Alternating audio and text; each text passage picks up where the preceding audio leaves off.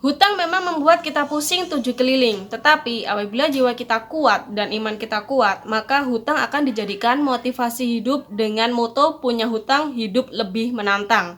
Tapi ingat, jangan berhutang karena keinginan, tetapi berhutanglah karena kebutuhan. Kalau bisa, janganlah berhutang. Dan semoga saja kalian semua dijauhkan dari hutang piutang. Tetapi apabila sudah ada yang memiliki hutang, semoga cepat terbayar dan semoga usaha yang kalian semua jalankan lancar selalu.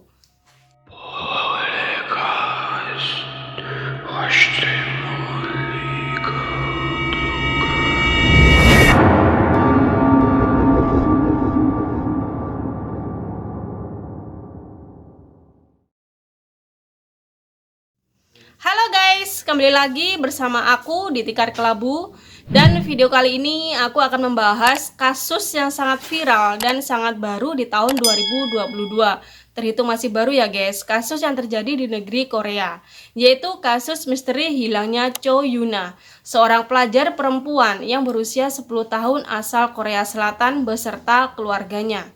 Ini tuh kasus terbilang baru ya guys dan sangat viral di negeri Korea sampai ke Indonesia. Jadi awal mula kasus ini mencuat ke publik dan viral itu karena pihak sekolah yang melaporkan kehilangan salah satu muridnya ke polisi. Jadi cerita awalnya tuh Cho Yuna ini pada saat awal dinyatakan hilang itu ia meminta izin kepada pihak sekolahnya untuk melakukan experiential learning program di Pulau Jeju, tepatnya di daerah Jeollanam-do, di mana dia itu ke sana bersama ayah dan ibunya yang kira-kira bakal tinggal di Pulau Jeju. Mereka di sana itu selama kurang lebih 1 bulan lah ya, dan targetnya selesainya tuh bilangnya nanti balik lagi di tanggal 15 Juni 2022. Buat kalian yang nggak tahu apa sih experiential learning program itu, nah jadi semacam kegiatan belajar mengajar dengan melakukan pengalaman secara langsung. Istilahnya tuh kalau di Indonesia itu magang atau KKN, tapi ini atas keinginannya sendiri. Di Korea itu hal-hal semacam itu lumrah dan malah didukung walaupun ini jatuhnya kayak pergi sebulan dengan kemauan pribadi ya, bukan program dari sekolah itu, tapi tetap dihitung masuk absen sekolah. Karena dihitung masuk absen sekolah.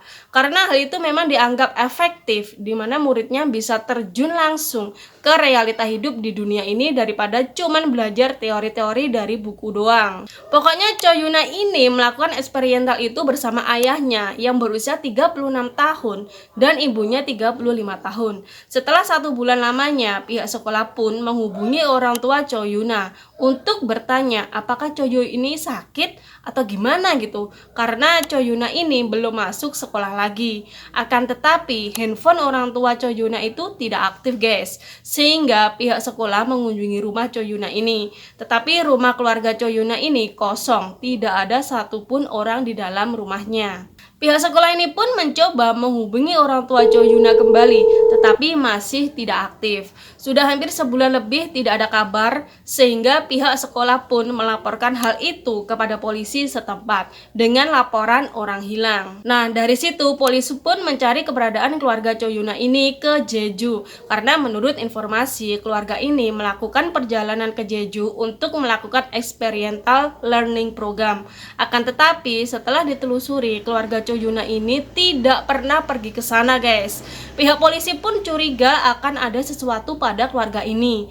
Penyelidikan pun berlanjut. Pihak polisi kini melakukan pelacakan menggunakan CCTV jalanan untuk mengetahui kemana keluarga Cho Yuna ini pergi. Setelah melakukan pelacakan menggunakan CCTV jalanan, akhirnya polisi menemukan keluarga Cho Yuna ini naik mobil Audi warna silver dengan plat nomor 3847. Tapi abis itu mereka ini kayak menuju ke daerah Wando, bukan ke daerah Jeju.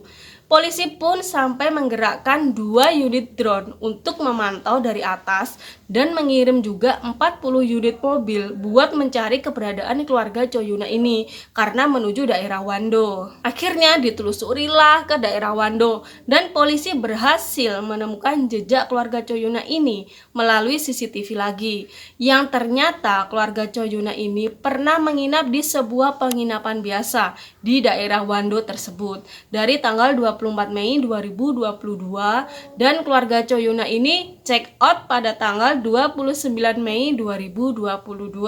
Nah, setelah ditelusuri kan, lebih lanjut handphone orang tuanya pun menyala atau aktif, tetapi itu hanya sesaat saja.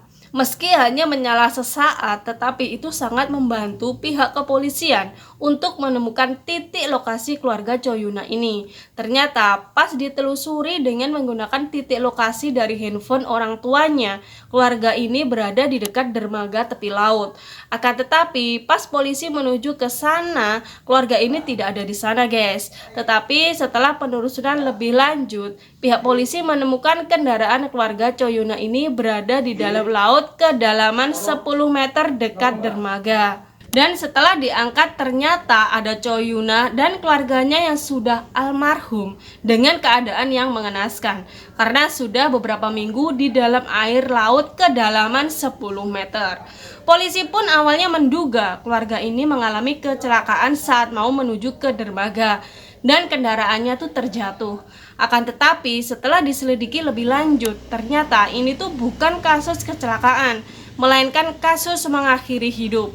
Karena setelah pengangkatan mobil di dalam laut, polisi pun mengaktifkan ponsel orang tuanya untuk penyelidikan.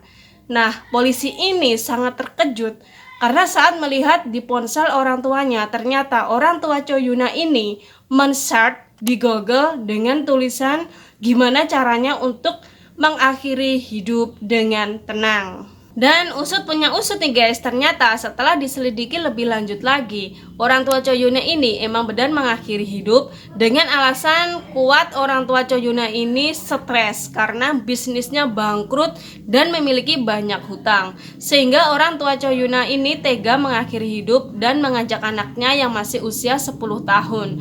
Dan ternyata juga guys, keluarga ini ternyata punya hutang sebesar 100 juta won dan hutang di berbagai kartu kredit. Jadi itu ya guys, kisah viral yang lagi ada di Korea Selatan yang mana terhitung cukup baru. Mulai dari tanggal 28 Juni ditemukan, pihak polisi memang belum menyatakan pernyataan resmi kalau sebenarnya itu gimana ya, soalnya masih dalam penyelidikan nih guys. Tapi menurut aku sih ya, emang banyak kejanggalan ya guys, yang memang mengarah ke sengajaan. Tapi kalau emang bener gitu, dangkal banget ya pikirnya. Kasihan anaknya umur 10 tahun ya, kagak tahu apa-apa yang mesti ikut nanggung masalah orang tuanya yang sampai dibawa-bawa ke dalam laut juga nih guys. Gila bener guys. Terima kasih guys kepada kalian semua yang udah nonton video ini sampai habis, sampai akhir. Dan terima kasih yang selalu setia mengikuti Tikar Kelabu. Semoga kalian diberi kelancaran dalam usaha yang sedang ditekuni saat ini. Aku ingetin buat kalian jangan lupa subscribe, like, komen, dan share. Aktifin bunyi loncengnya agar ada notifikasi video-video aku selanjutnya lebih menarik. Oke guys, terima kasih. Sampai jumpa.